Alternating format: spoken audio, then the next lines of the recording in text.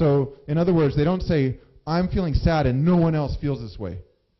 They say, yeah, I'm feeling sad and I bet a lot of other people feel like this too sometimes. And what can we do about it? Depression is different. Depression is isolated. Depression is nobody else understands me. No one can feel what I'm feeling. You know, and I'm a victim. What's happening to me is unfair. You know, and the reality is that we all have difficult things happen in our lives. And the real question again is, what do we do when we experience those moments? You know, and how do we channel it into what we want to accomplish? And I say this because leadership is not just about being positive and telling everyone everything is going to be great. You'll see when we talk about leading in tough economic times, it is not just about being like this sort of Pollyanna-ish, hey everybody, everything's going to be fine. No one believes you. What do you mean everything's going to be fine? You just laid off 4 people yesterday. You know? It's about being genuine. You know? And so we'll be talking more about that. Okay, and then, you know, I've got these examples of some leaders here, like Gandhi, like, I only mentioned Gandhi, Mandela, Malcolm X, Susan B. Anthony. Do you guys know Susan B. Anthony? That, you know, she's the woman who lobbied for suffrage, so women would have the right to vote in the U.S.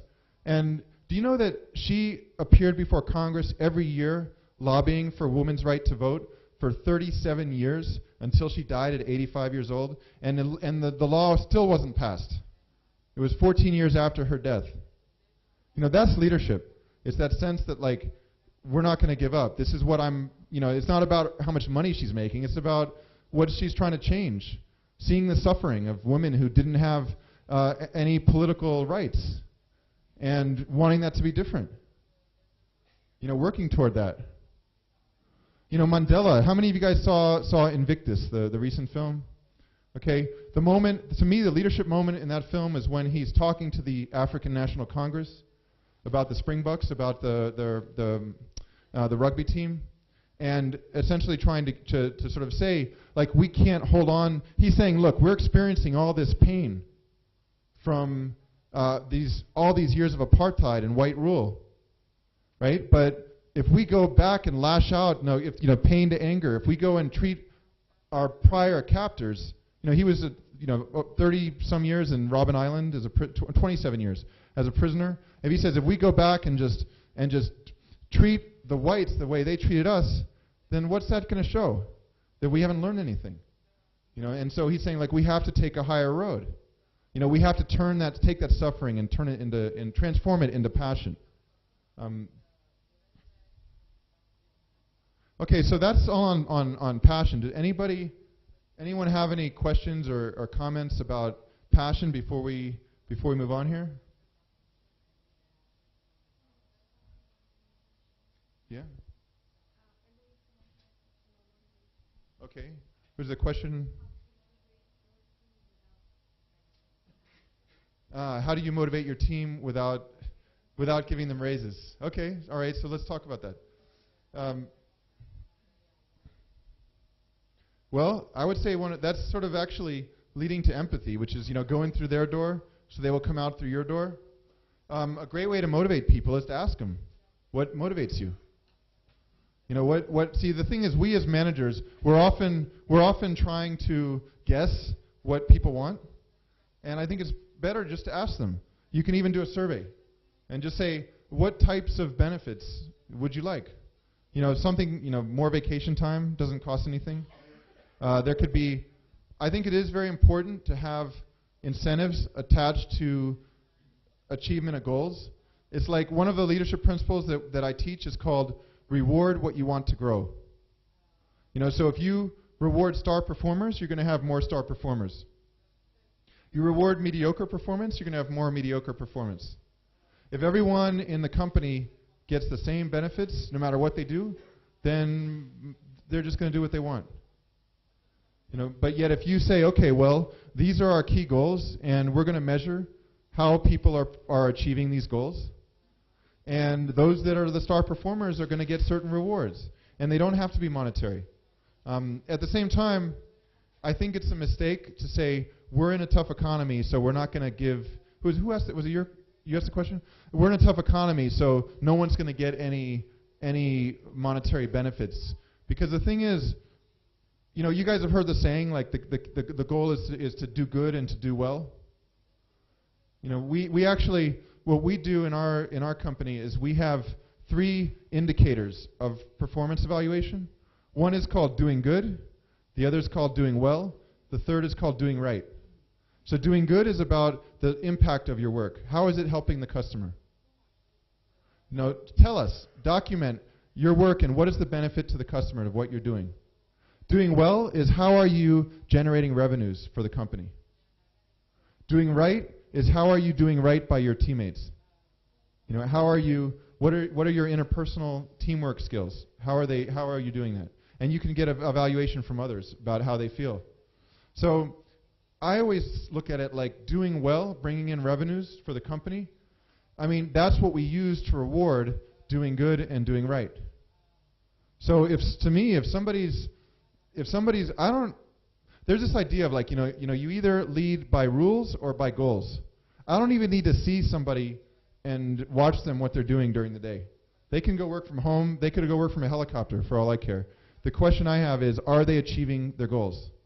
And if they're generating revenues for the company and also doing good by the customers and doing right, the other people enjoy working with them, then of course I'm going to see that some of the revenues they generate are going back to them. So whether we're in a tough economy or a boom economy, that's money you're not going to see otherwise. So if they generate it, why not give them a piece of it? But also there's other non-monetary benefits like days off, vacation. There's like ways to just praise people. One thing about praise is to make it specific. So when you say to someone, "You've done a great job," I really love what you did. They're going, "Well, what's that mean?" But if you tell them, "I really like the way you handled the interface with IBM. I mean, that whole event was a tough one, and I think the way you dealt with their key people was really, very professional and really thorough." Then they say, "Wow, he or she really recognized what I'm feeling, what I did." The psychologist William James once said, "The deepest human craving is the desire to feel appreciated." So people want to feel detected. They want to feel like they count.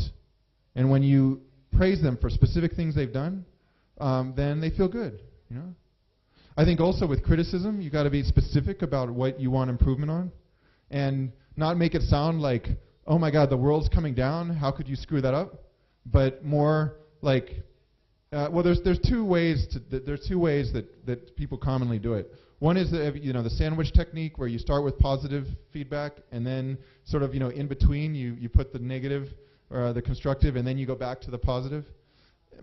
That can work sometimes, but I think sometimes it's just better just be honest and say, "Okay, so I'm going to give you feedback. I've got some really positive feedback and also some areas that I think could use improvement," and just tell them. Remember, the number one quality is trust. If you're always using the sandwich technique and then it's like, "Okay, she's saying that I handled that client really well, but now the negative one's coming."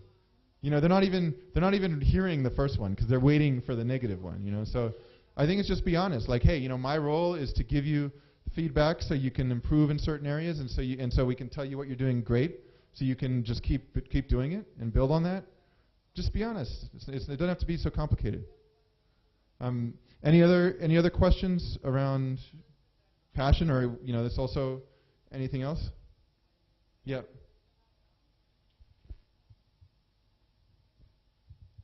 You talked about ending the pain, anger cycle, and you do that as a leader by not inflicting further pain. But what guarantees that the other side does not keep doing that? So how do you play defense on that? I'm sorry, can you repeat the question? I didn't understand. Okay, so it was about being a good leader is not continuing the pain-anger cycle. So not responding with anger when other one is hurting you. So what if the other one keeps hurting you? And how do you play defense in that? How do you do that? Mm-hmm. Okay. That's why they invented electric shock therapy. No. Okay. Well, you really want answer on that. I teach courses on leadership communication, and I keep saying, by the way, that we need to be doing some of those when I come here. So if you guys let Peter and Lena and all these guys know, and when I'm back, we could do a course on that. But even just do like an hour and a half session. But just a quick thing on that, okay, is that when someone's expressing anger, what they're really doing is seeking love. Like, I know that's hard to accept, but like when people get angry, it's because their needs are not being met. That's the only reason we get angry. Is because our reality is different than we want it to be. That's why we become angry. It's the same as when we're children. The little baby is going to cry when its needs aren't being met. Adults are the same way. But instead of crying, they're going to blame you and they're going to shout or accuse and say mean things. But it's the same thing. So seen in that way, what I recommend doing when somebody is expressing anger, it's absolutely the wrong time to talk with them about anything, because their emotions are so wound up that they're not going to be able to think rationally or hear you. So what I do when someone's angry, and this is what I teach, is to say, it's funny because then we're going to go into empathy, because that's exactly what this is about, is to reflect back to them what they're saying. So for example, okay, let's say you say, Tony, we want to take a break. Why are you still teaching? Like it's almost 11. So I could say, well, because we got to cover this. But then I'm combating you. And so you're seeking, at that moment, you're seeking love. You have needs that aren't met. Maybe you got to go to the bathroom, or just you feel like you're not being respected because you heard there was going to be a break and there's not a break yet. So what I would do instead is say, so are you feeling frustrated? Because you have a need to know, you have a need for like security, know when there's going to be a break and then it's really going to happen. And so I'm guessing what you're feeling, but I'm doing it in the form of, are you feeling blank? Some adjective, because you need blank. So I'm trying to get to what are your needs. And you could say, well, yeah, I'm feeling frustrated because we were told there's going to be a break and it's almost 11, there's no break yet. So you're still seeking love. You're still not getting your needs met and trying to do that. And so then I might say, well, so you're feeling anxious because you've got a need for respect. You want to feel respected, that when you're going to come and pay attention and we're going to learn something, but you're also going to get a break when you need one. And you say, yeah, that's how I'm feeling. And I say, okay, well, let me ask you this. Like, I'm definitely hearing you. And I'm feeling right now also a little anxious because we got a lot of material we're trying to cover for this session. And I get the sense that most people want to take a break in about another 10 minutes. Would you be willing to wait 10 minutes and then we go on break? And so I'm getting my point across. But see, I'm not being assertive about what I want until I first have used empathy to hear what you want and to understand your needs. And this is a great model of communication, that communication works when the needs of both parties are being met. And what we get so caught up in is who's right and who's wrong. And you know what? It doesn't matter. There is no right or wrong. There's just needs that are met and unmet. There really is no right or wrong. Everyone's got their point of view. Like, I'm holding up this clicker. What's your name? Was it? Partea. All right, so Partea is seeing one thing. I'm seeing another thing. So Partea has his point of view, that he sees it. I have the point at which I view it. But there's only one. And this is how life is. The truth is one. But we all have our different interpretation of it. And we try to convince the other person, no, Partea, look, this is a clicker with buttons. And you're like, I don't see buttons. No, there's buttons. I'm never going to convince him there's buttons on it, right? So why spend all that time trying to do that? Instead, I need to understand what his unmet needs are. He needs to understand mine. And once we do that, now I'll give you an example. I did a compassionate communication workshop where I had this couple that had been married for 40 years. And they started off by the guy said to everyone, about 20 people there, I want to throw my wife under a bus. And she's like, sweet talker, and they joking, but they're actually really having a lot of problems. And so what we did is, the issue was that she wanted to like go with him to take the dogs for a walk. She wanted to go with him to do all these different things. And the more she did, the more he was retreating, and he wanted to like more time alone and to do, this is typical male-female gender issue, and it reverses sometimes too, to be fair. But anyway, in this case, I got her to understand that he had a need for autonomy that wasn't being met, to the point where she could say to him, identify and describe to him that his need for autonomy, and she could say that to him, and he could say, yes, you understand what my need is. And then I got him to identify and describe her need for intimacy that wasn't being met, her need for connection. Once they could understand, identify and describe each other's needs to the other, then at that point, and only at that point, could they find solutions. Once they could identify and describe the needs of the other, then I got them to start brainstorming about possible solutions that work for both of them. And so what they came up with was he agreed to take her dancing once. Right? She agreed to let him buy the tires wherever he wants to buy the tires. Right? This sounds small, but these are the small wins, the small gains that build better communication. So in that kind of situation, I would say do the best you can to, and I could recommend some books for you after if you want that will help on that. But do the best you can to try to identify and describe their unmet needs to them. At the same time, you also have to be able to stop abusive behavior. So if somebody is consistently treating you poorly, you can't just be there and take it.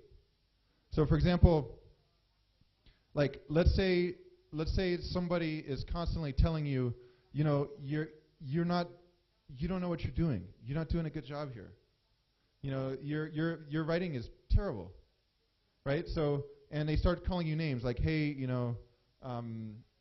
hey, sloppy, and they start calling you something like you actually sometimes have to stop that behavior and say, stop calling me sloppy. Like that's not acceptable. If you want to have a conversation about it, I'm willing to do that, but I'm not going to talk with you if you're going to speak to me that way. We have to set boundaries sometimes. And then if they continue to do it, you have to stop talking with them until they come around. Okay, I won't call you. And then they're still going to try to do it again and bring you back in. You got to say, no, I've mentioned I won't talk with you if you speak that way.